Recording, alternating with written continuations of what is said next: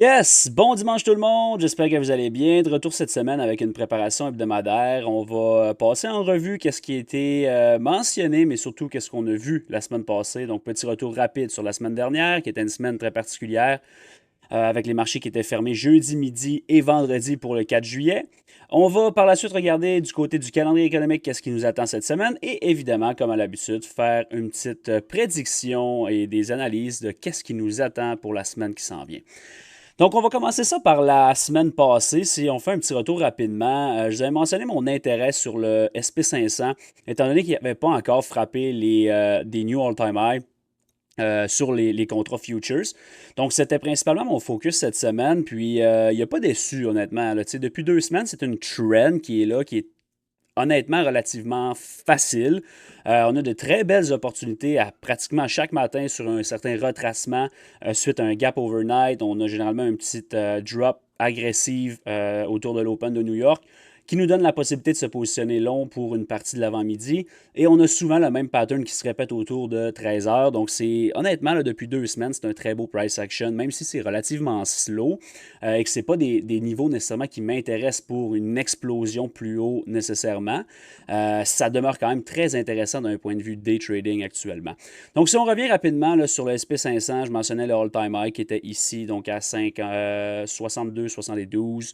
62,85, pardon, dans ces coins-là. En 1 heure, je veux juste attirer votre attention sur les niveaux que je vous avais mentionné de surveiller pour un support. Je vous avais donné mon intérêt de voir ce niveau-là, 62,34, supporter le prix en début de semaine. Rappelez-vous, la weekly prep la semaine passée a été faite le lundi également, donc on avait déjà un peu d'informations sur le dimanche en soirée. Mais regardez, on est allé à plusieurs reprises, là, une, deux, trois fois avant de quitter vers des New All-Time High. Donc, tant que ça a demeuré intact, mon focus était 100% bullish. J'avais parlé rapidement de mon intérêt vers cette zone-là. Si jamais on perdait notre référence ici, donc si jamais on allait en dessous, qu'on le respectait, on aurait pu framer une run short. Mais dans ce cas-ci, on a vraiment très bien supporté là-dedans une bonne partie de la semaine avant de quitter plus haut. J'attire également votre attention sur le target numéro 1 qui avait été donné à 62,71. Lorsque tu vois ça et qu'il demeure en place, on a simplement utilisé comme mercredi matin pour aller se référer une autre fois sur notre référence avant de driver higher. Donc, très, très beau price action. J'exagère un petit peu, là, mais beau price action. On peut laisser faire le trait, mais c'était relativement clean, honnêtement, cette semaine. Particulièrement sur le SP500. Et on a vu une semaine où il y a eu des très, très grandes divergences à travers le SP500, le Nasdaq et le Russell également, mais le Dow Jones aussi.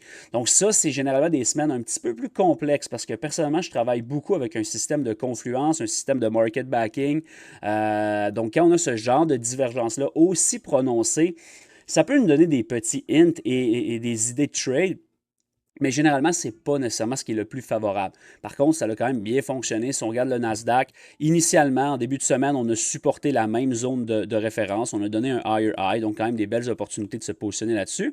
Et exactement comme je vous ai mentionné tantôt avec le SP500, si on flippe cette référence-là, le focus que je vous avais donné, c'était les lots de vendredi dernier. Qu'est-ce qui est arrivé? OK, on a supporté initialement, on a donné un higher high, et lorsqu'on a flippé, donc break en dessous, retest et on est allé attaquer ces lows-là une deuxième fois ici pour un autre lower low et on a par la suite réagi pour confirmer le up move lorsqu'on a reclaim cette zone de référence-là. Encore une fois, on a supporté le prix et on a utilisé le non-farm payroll de vendredi, en fait qui était jeudi étant donné la semaine courte, pour driver plus haut vers les objectifs que je vous avais donnés. Puis tu sais, étant donné qu'on est en new all-time high, on découvre des nouveaux sommets actuellement. Prenez l'habitude de travailler avec les standard deviations. C'est probablement la seule façon de trouver des targets lorsqu'on est en new all-time high. Plusieurs vous disent hey, en all-time high, c'est impossible de trader ça. Vous devriez juste prendre ça off. Personnellement, je trouve que c'est de la bullshit. Oui, c'est pas nécessairement les conditions les plus favorables à trader, mais il reste qu'avec la compréhension qu'on a, puis les outils qu'on a également, il y a quand même de très, très belles opportunités à ces niveaux-là, là, sans trop de problèmes. Rapidement, le dollar US a continué sa chute. Je vous avais parlé de cette zone-là Si on était capable de la flipper, on n'a jamais été capable de la flipper, donc on a respecté, on a drivé plus bas. Je vous l'ai dit, c'est pas quelque chose qui a beaucoup mon attention actuellement. Tant qu'il ne va pas démontrer un vrai désir de vouloir amorcer un vrai rally ou vraiment un exhaustion move sur le downside pour finaliser son mouvement, pour moi, il n'y a pas grand-chose d'intéressant là-dessus. Et en bonus, la confluence avec les indices sont un petit peu déconnectés actuellement. Si on regarde du côté de l'euro, bien évidemment, on a continué à grinder higher, mais on a trouvé quand même une certaine consolidation là, relativement tôt la semaine dernière. Le VIX a continué à être crush, donc on a vu, bon, techniquement pas un lower low, puis tu sais, ça c'est quelque chose qu'on va discuter tantôt, c'est pas parce que le VIX fait des higher low et que les indices font des higher high que nécessairement c'est le temps de shorter. Je vais réitérer encore une fois ma vision là-dessus tantôt, mais rapidement, je ne suis pas très bullish à ces niveaux-là en all-time high. En ce moment, ce n'est pas un all-time high qui m'intéresse de m'investir pour une méga run plus haute, mais ça ne veut pas non plus dire que c'est le temps de shorter. Donc, tu sais, il faut faire attention. Là, c'est un marché qui est assez polarisant actuellement. Les gens ont des opinions assez tranchées. Personnellement, j'ai des opinions assez tranchées là-dessus, mais je demeure quand même réaliste à dire qu'on est probablement pour une bonne partie de l'été en train de flotter vers des nouveaux sommets. Donc, c'est pas mal ça pour le retour sur la semaine passée. Semaine relativement clean, malgré une semaine courte. Honnêtement, ça a été beau. On a été 3 en 3 la semaine passée. Donc, très, très content de cette semaine de trading-là. Si on regarde maintenant qu'est-ce qui nous attend d'un point de vue du calendrier économique, c'est une semaine que dans le calendrier, c'est pas nécessairement, ça ne reflète pas nécessairement l'intérêt que j'ai. Qu'est-ce que je veux dire par là? C'est qu'on approche du 9 juillet qui avait été le deadline donné par Trump sur les tarifs. Donc, rappelez-vous, on avait fait l'annonce, les marchés avaient dégringolé complètement, on avait mis ça sur pause 90 jours. On arrive là, dans ce sweet spot-là. Donc, il y a des lettres qui ont été envoyées à plusieurs pays pour les négociations, etc. Techniquement, le 9 juillet, on parle aussi du 1er août. Donc, c'est un peu flou tout ça, mais c'est surtout que je ne m'attends pas nécessairement à voir l'impact qu'on a eu lors de l'annonce, mais quand même, il faut être conscient et respecter un peu le shit show qui pourrait encore se ramasser dans les headlines un peu partout cette semaine. Donc lundi, pratiquement rien d'intéressant. C'est une session personnellement qui ne m'intéresse pas beaucoup. Je vais être là, je vais regarder pour la trader s'il y a des opportunités. Mais quand on arrive d'un long week-end comme celui-là du 4 juillet, le lundi qu'il n'y a aucune nouvelle économique, c'est une session qui m'intéresse un petit peu moins personnellement. Ça nous amène ensuite à mardi, qui est une session, bon, on a une nouvelle très mineure à 11 heures, là, One Year Consumer Inflation Expectation, qui n'est pas quelque chose de très, très pertinent. 3-Year Note Auction, par contre, un petit peu plus d'attention qui va être portée à ça autour du midi. Donc lundi, mardi, assez mollo. Après un long week-end, je vous invite à prendre ça relativement smooth également en début de semaine. Mercredi, un peu plus d'intérêt. On va sûrement avoir des commentaires de Trump avec les tarifs, etc., vu que c'est la date du deadline. On a également le 10-year note auction qui va être très important, donc porter une attention particulière à 13 heures. Mercredi, FOMC minute également à 14 heures. Personnellement, c'est pas quelque chose qui a beaucoup d'intérêt. On va avoir une certaine volatilité, mais c'est pas un Fed meeting, c'est simplement un résumé du dernier meeting. Donc, certaines volatilités à prévoir mercredi en après-midi. Jeudi, Jobless Claim, 30-year note auction et Fed Speaker à 13h. Donc, même chose un petit peu. Je vous dirais que le pre-market risque d'être intéressant et la session de l'après-midi. Et vendredi, on n'a pratiquement rien. Donc, ce n'est pas une semaine qui est très juicée en termes de calendrier économique. Et je vous dirais que dans un été comme ça, où on a peu de volume, où on est en New All-Time High, où les marchés semblent flotter, quand tu as une semaine comme ça qui est très légère d'un point de vue nouvelle économique, encore une fois, comprenez-moi bien, là, il pourrait très bien commencer un shit show round 2 avec Trump, les tarifs, etc. Mais grossièrement, là, à première vue comme ça risque d'être une semaine qui est relativement smooth, relativement slow. Je ne vois pas beaucoup d'injections de volatilité à partir du calendrier économique. Comme j'ai dit, soyez quand même conscients là, avec tout ce qui entoure les tarifs actuellement. Donc voilà pour ça. Du côté des earnings également, c'est complètement mort et pratiquement rien. Donc ça recommence bientôt. Mais pour cette semaine, c'est relativement mollo comme semaine. Maintenant, si on regarde un peu pour se préparer pour la semaine qui s'en vient, d'un point de vue technique évidemment, mais tout en prenant également le contexte que je mentionne semaine après semaine, On est en new all-time high, on continue de flotter. Comme j'ai dit, il y a beaucoup d'opinions tranchées comme hey, c'est le temps de shorter, etc. Rappelez-vous une chose que je vous ai donnée, c'est que j'aimais le short dans ces niveaux-là. On a eu un pullback intéressant, mais à partir du moment où on n'a pas été capable de prendre d'expansion en dessous de ce gap-là, je l'ai mentionné à maintes reprises, mais le focus devient bullish. Ça ne veut pas dire de comme all-in sur ces niveaux-là. Je ne suis pas bullish pour une monster run. Puis ça se peut que je sois wrong, ça se peut qu'on en ait une. Mais on ne peut pas shorter un all-time high comme ça. Pour shorter dans un all-time high, il faut que tu aies un timing qui est intéressant. Et actuellement, en plein été, durant où il n'y a pas de volume, où ce que les flots prennent le contrôle du marché, il n'y a aucune raison. En plus, qu'il n'y a pas de technique actuellement. Donc, on ne veut pas essayer d'attraper un top et avoir l'air juste brillant parce que vous risquez d'avoir l'air fin pas mal plus souvent que vous avez l'air brillant. Donc, qu'est-ce que je veux mentionner particulièrement, c'est que ça ne veut pas dire qu'on ne peut pas non plus shorter sur des scalps intraday, des mouvements d'une journée ou deux. Mais si vous tentez de shorter ce marché-là, la perfection est requise. Dans le sens que vous n'avez pas le droit à l'erreur sur votre entrée, vous n'avez pas le droit à l'erreur sur votre sortie. Et déjà là, c'est deux paramètres relativement importants en gestion de risque. Donc, allez-y avec le trend, allez-y avec des niveaux faciles. On est l'été, on veut prendre ça mollo, le moins d'heures possible devant les charts. C'est vraiment ça le plan actuellement. Puis on laisse le marché faire ce qu'il y a à faire. Donc, si on regarde pour cette semaine, on a créé un premier void en weekly depuis quand même relativement longtemps. Il faut remonter à début mai. Pour voir un void être créé. Donc, ce void-là ici devient ma référence béton pour le moment. J'aimerais qu'on aille la chance de voir peut-être quelque chose qui se dessine là-dedans avant de retourner plus haut. Et si jamais on smash complètement, à ce moment-là, on pourra peut-être parler de choses un peu plus sérieuses sur le downside. Mais pour le moment, personnellement, si j'avais la chance de voir peut-être lundi, mardi, aller naviguer vers ces niveaux-là, peut-être mercredi un lower low, ben, j'aimerais beaucoup la continuation higher éventuellement pour un short-term high, un high à court terme, un swing high qui est comme exemple celui-là de jeudi, qui devient notre référence pour le moment, parce qu'on est en new all-time high. Donc, chaque higher high est un new all-time high et on va toujours focuser pour se payer principalement sur ces niveaux-là. Donc, tu sais, honnêtement, en daily, en weekly, j'ai pas grand niveau à vous donner. C'est sûr que le void en daily ici m'intéresse beaucoup à l'intérieur de celui-là en weekly. On en a un petit ici que j'ai pas tracé. C'est sûr que ça pourrait être balancé éventuellement avant de vouloir aller plus haut.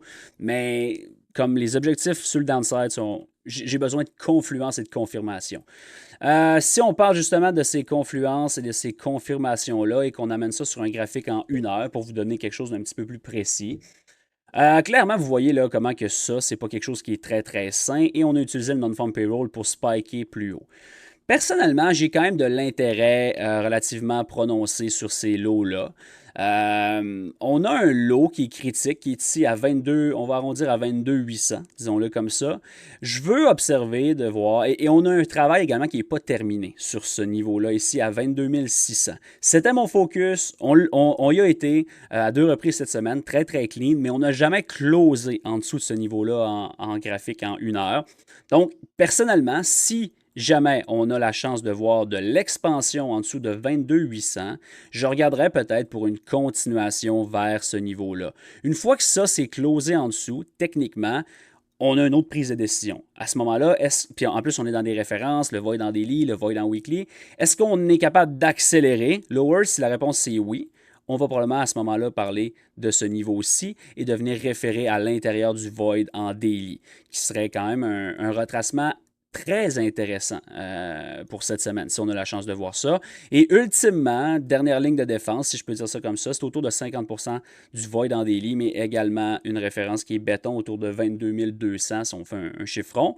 À partir de là, ça commencerait à être intéressant de voir si on est capable de supporter. Si on ne supporte pas ça, à ce moment-là, on va parler probablement de quelque chose de plus sérieux vers 21 300. Mais là, je ne suis pas là, mais pas du tout actuellement. Je vous le mentionne parce que ça peut quand même aller vite là, si jamais ça l'arrive, mais ce n'est pas ce que j'anticipe. Pour l'instant, personnellement, mon focus serait peut-être de shorter, si on prend de l'expansion en dessous de ça, vers le low de la semaine passée. Ça, c'est un trade qui m'intéresse. Mais sinon, si jamais on crée quelque chose et on ne prend pas d'expansion, ça va être probablement suffisant pour former le low of the week et on va venir targeter plus haut. Si on parle maintenant de plus haut, personnellement, à ces niveaux-là, actuellement, j'ai aucun intérêt à long quoi que ce soit. C'est sûr que là, on est dimanche, c'est fermé, etc. Ça peut changer relativement vite si lundi matin, on crée quelque chose. Mais mon intérêt et ma confluence béton pour aimer un new all-time high serait de venir prendre de l'expansion over 23 050. Si on break over 23,50 et qu'on supporte ça, à ce moment-là, on peut aimer un new all-time high. Encore une fois, à partir du moment où on a un new all-time high, on back off un petit peu et on observe et on est patient. Donc, tu sais, ultimement, là, on a quand même des niveaux un peu plus intéressants d'un point de vue standard deviation à 23,255. Tout est basé à partir du gap ici. Rappelez-vous, ce gap-là, on l'avait très bien framé. En fait, on l'a call-out d'avance. Il va avoir un gap, il va framer la suite, les prochaines semaines. Gap down, pas été capable de continuer. Donc, exhaustion gap, et là, on amorce un move up. Donc, on est principalement parti de ce mouvement-là pour faire nos projections standard dev 23,250, éventuellement 23,800. C'est un petit peu plus long, là. C'est pas nécessairement mes objectifs pour cette semaine, mais c'est quand même qu'est-ce que je vais observer personnellement. Donc, ça ressemble à ça pour le Nasdaq, relativement simple. Puis, tu sais, pour vrai, ça donne des très belles opportunités parce que dans un marché aussi bullish qu'on est là, puis encore une fois, d'un point de vue contrôle, d'un point de vue flow, d'un point de vue positionnement, c'est un marché qui flotte. Vous avez vu plusieurs V-shapes arriver, qu'est-ce qui n'est pas quelque chose qui est commun, mais dans ce genre d'environnement-là, c'est ce qu'on risque de voir encore et encore. Donc, lorsque ça arrive, ces drops agressifs-là donnent d'un une opportunité de shorter, mais de deux, de faire confiance à nos analyses ou ce qu'on va réagir sur certains niveaux pour jouer un rebond. Et c'est ce qu'on fait depuis 2 semaines. Ça fonctionne très, très bien. Donc, encore une fois, là, généralement, le retracement va arriver souvent sur l'ouverture, autour de l'ouverture de New York, pour trapper les shorts. Tout le monde va tenter de shorter le breakout. Oh, fuck, OK, on est en train de topper puis on prend une débarque, alors qu'au final, on est juste en train de retracer une partie du mouvement overnight et on revient relativement rapidement vers un marché qui est supporté. Donc, ça donne de très belles opportunités et c'est ce que j'anticipe faire encore une fois cette semaine. Du côté du SP500, si on fait la même analyse, on part sur une chart en daily maintenant.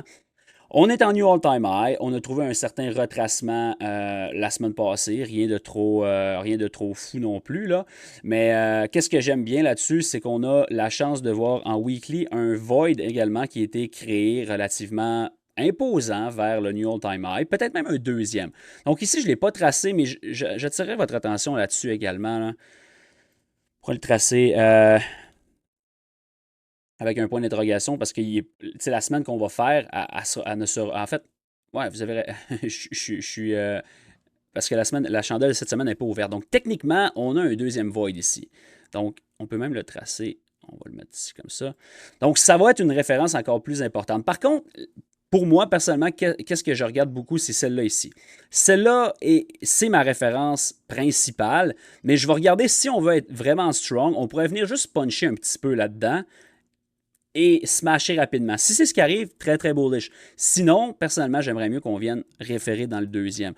Sur Nasdaq, je vais juste regarder si on en avait un.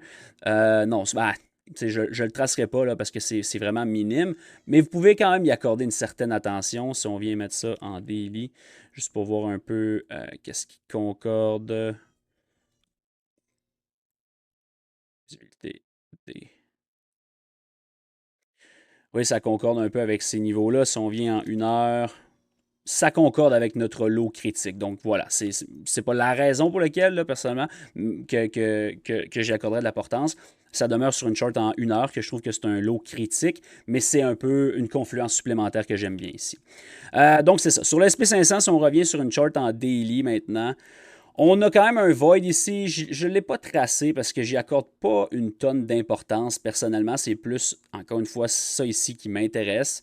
C'est sûr que, tu sais, on pourrait tracer ça puis dire, OK, si on est en dessous, on pourrait regarder pour shorter. C'est pas une mauvaise idée. Par contre, si tu t'établis un bias bearish vraiment imposant à cause d'un flip en daily, alors que tu es quand même sur un support en weekly. Donc, higher time frame va toujours dominer. Et en ce moment, avant que je dise, OK, on flip bearish, ça va me prendre des éléments plus que juste un simple flip. Parce qu'un retracement peut être de 2-3 jours, mais ça demeure dans un environnement qui est bullish pour aller plus haut. Donc, c'est quelque chose que je veux quand même attirer votre attention. J'attire également votre attention sur le petit gap qui est ici. En daily à travers les deux chandelles à l'intérieur du void en weekly. C'est quelque chose qui serait vraiment un sweet spot pour un retracement de comme 1%, 1,5% qui serait excellent pour éventuellement faire confiance à un new all-time high ensuite. Si on s'en va sur une chart en 1 heure pour framer ce setup-là, je vais enlever le void en daily parce que c'est pas quelque chose qui m'intéresse énormément pour le moment et celui-là en weekly non plus. Mon intérêt est vraiment positionné sur les lows ici de la semaine passée. Vous avez vu l'énorme divergence qu'on a vu tantôt avec Nasdaq, là, higher low, higher low, higher low, alors que Nasdaq a fait low, lower low et lower low. Le SP500 a supporté à la perfection le niveau que je vous avais donné et le void en 1 heure ici. Par contre, il n'a toujours pas été balancé et si jamais on a de la faiblesse ou qu'on a la chance de voir une certaine faiblesse rapidement cette semaine, en début de session, peut-être en début de semaine, mon focus serait sur venir balancer ça ici. Je ne suis pas bearish, comprenez-moi, il va falloir qu'on trouve un setup, mais ça serait intéressant. À partir du moment où ça c'est fait, encore une fois, c'est très très bullish, il n'y a pas de quoi s'exciter short big time, mais je regarderai est-ce qu'on est capable de le flipper pour venir donner peut-être ça. Et ultimement, le fameux lot de vendredi d'il y a 2 semaines que le Nasdaq a pris facilement et rapidement, alors que le SP500 a été résilient. Donc, si c'est le cas, ça risque d'être assez rapide parce qu'on a une divergence qui est majeure et c'est comme si tu as un peu un élastique que lui ne revient pas. Quand il revient, ça pourrait être relativement quick vers ces lots-là. Donc, j'aurais pas de problème cette semaine à shorter si jamais on commence à confirmer là, une slide. Ça pourrait être slow. Initialement, ça pourrait comme grinder. Et éventuellement, peut-être, tu arrives autour de, comme peut-être le 10-year note auction ou peut-être une annonce sur les tarifs et on smash rapidement ces lots-là. Ça ne voudrait pas dire de commencer à shorter tout ce qui bouge. Personnellement, ça aurait mon attention, mais je serais relativement prudent. Pour le moment, encore une fois, comme j'ai mentionné, mon focus demeure sur du court terme. Je n'essaie pas de framer nécessairement ou d'attraper un top actuellement, pas du tout. Donc, c'est pas mal ça le plan sur le SP500. J'ai beaucoup d'intérêt vers 6183. D'un point de vue bullish, si jamais de 1, on smash ça, ça va être plus difficile pour moi. By the way, là, tantôt, le Nasdaq, je vous disais, OK, on a un lot critique ici. Si on ne prend pas d'expansion en dessous, je pense qu'on peut aimer le upside. Ça serait difficile pour moi sur le SP500. Je n'ai pas nécessairement cette référence-là que j'ai sur le Nasdaq. Et ça me gosse pas mal. Donc, je serais un petit peu plus prudent. Ce ne serait pas impossible qu'on s'échange la balle. La semaine passée, le SP500 a été beaucoup plus fort. Le Nasdaq faible. Est-ce qu'on peut flipper ça? Ça ne serait pas impossible. Donc, soyez-en conscients et surtout très prudents. Si jamais on reclaim 63,20, personnellement, ça continue à avoir mon intérêt pour du upside. Comment on peut framer? On va tracer un standard dev. Peut-être de. J'aime en tracer plusieurs, mais celui-là ici, c'est le seul retracement plutôt franc sur le gap and go. Donc, c'est vraiment l'origine du mouvement. On est allé frapper 2 standard dev. On pourrait venir tracer 2.5 et 3 standard dev qui seraient des objectifs quand même un petit peu.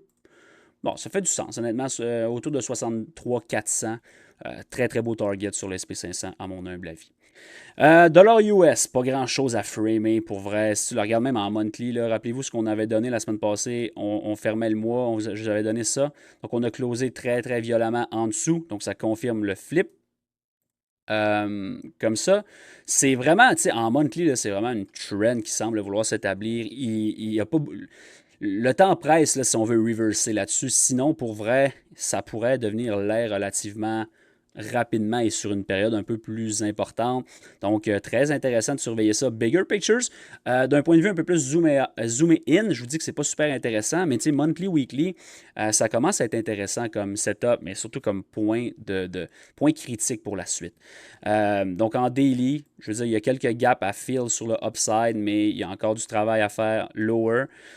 En 1 heure, je ne suis pas capable d'aimer grand-chose pour vrai. Il n'y a pas d'expansion des deux côtés. On gravite lower et on offre des rallyes qui sont fadés. Mais il n'y a pas grand signature béton qu'on peut dire « OK, j'aime beaucoup ça ». Fait que personnellement, je le délaisse un petit peu actuellement de mes analyses. Évidemment, l'euro, lui, gravite plus haut. Il y a des gros levels autour de 1,19, 1,20 si jamais on se rend là. Ça fait plusieurs années qu'on n'a pas vu ça. Là, comme il faut remonter à 2021.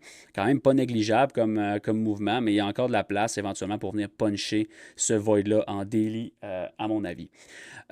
Si on termine finalement avec le gold, La semaine passée, je vous ai donné un setup peut-être short. Si jamais on rejetait un certain niveau, on l'a blowé.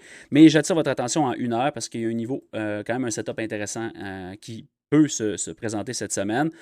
On est à l'intérieur de cette référence-là, la zone verte que vous voyez, et on a créé le void sur le non-farm payroll. Donc, maintenant, qu'est-ce que je veux voir, c'est de l'expansion over ce niveau-là, un support, et personnellement, je suis très bullish à court terme.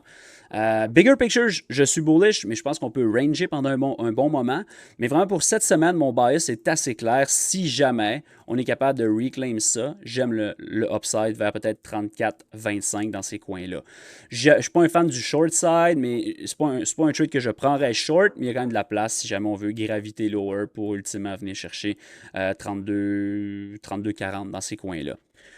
Petit mot sur le crude, rapidement, c'est sideway après des mouvements complètement débiles, donc j'ai pas vraiment de bias là-dessus. Par contre, bigger picture, je demeure relativement bullish. C'est une chart qui était un petit peu shakée là, avec toutes les nouvelles, mais je demeure confiant qu'on peut supporter le prix pour aller plus haut au cours des prochaines semaines, des prochains mois. Côté des large caps, on va faire un petit tour sur Apple.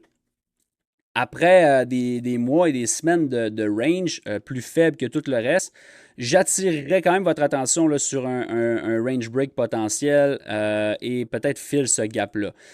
Comme j'ai dit, je ne veux pas embarquer sur des titres qui sont faibles relativement au Nasdaq parce que je ne suis pas bullish pour une énorme période de temps. Mais à très court terme, je pense que Apple peut donner quand même un beau mouvement vers peut-être 2,25, donc un 5 à 6 de marge de profit possible là-dessus si on prend de l'expansion over le gap. Tesla, ça risque de shaker pas mal, encore une fois, avec toutes les... un peu le shit show de Musk, là, nouveau parti politique, etc. Donc, je ne sais pas, ça va être quoi la réaction sur un titre comme Tesla, mais je ne m'attends pas nécessairement à ce que ça soit bullish. Donc, personnellement, avec le scénario que je viens de vous donner sur les indices, qui peut-être voir un retracement en début de semaine, un titre comme Tesla pourrait très bien gapper down. Je regarderais pour short term rally, pour peut-être une continuation vers le chiffre 200. Ça serait à moyen terme quelque chose d'intéressant. Ben, court terme, là, mon moyen terme est très court, vous savez. Mais surveiller Tesla cette semaine risque d'être intéressant. Je ne le traderai pas nécessairement sur les options. Le IV va être vraiment juicé. J'irai directement avec les stocks personnellement. Un titre comme Amazon, là, avec Prime Day, etc., il y a un petit hype autour de ça. C'est pas encore une fois un titre que j'aime chasser à ces niveaux-là, alors que les indices sont déjà en all-time high. Mais je pense personnellement qu'on peut venir peut-être se référer autour de 2,32. Donc il y a encore probablement un 2 à 5 relativement facile qui pourrait nous attendre sur Amazon. Pas vraiment quelque chose qui m'intéresse, je voulais quand même le mentionner parce que le setup n'est pas totalement laid. On termine avec le VIX. Virez pas fou avec ça. Comme j'ai dit, je ne m'attends pas à revoir un spike de volatilité. Je m'attends à ce que la volatilité soit peut-être indice up, VIX up à l'occasion, mais je m'attends également que si on tourne, ça risque d'être VIX down, indice down. Je ne serais pas surpris que ça soit très, très slow. Donc, je ne crois pas qu'on va revoir le VIX à 60 de sitôt. Même si on trouve un top dans les prochains mois, prochaines semaines, je ne m'attends pas à ce que ce soit un événement de volatilité, du moins, c'est pas ce que j'anticipe. Faites attention avec l'analyse technique sur le VIX. On est en dessous de 20, on est en haut de 15, c'est un sweet spot pour du day trading. Restez focusé là-dessus. Il n'y a pas grand-chose d'autre à dire que ça.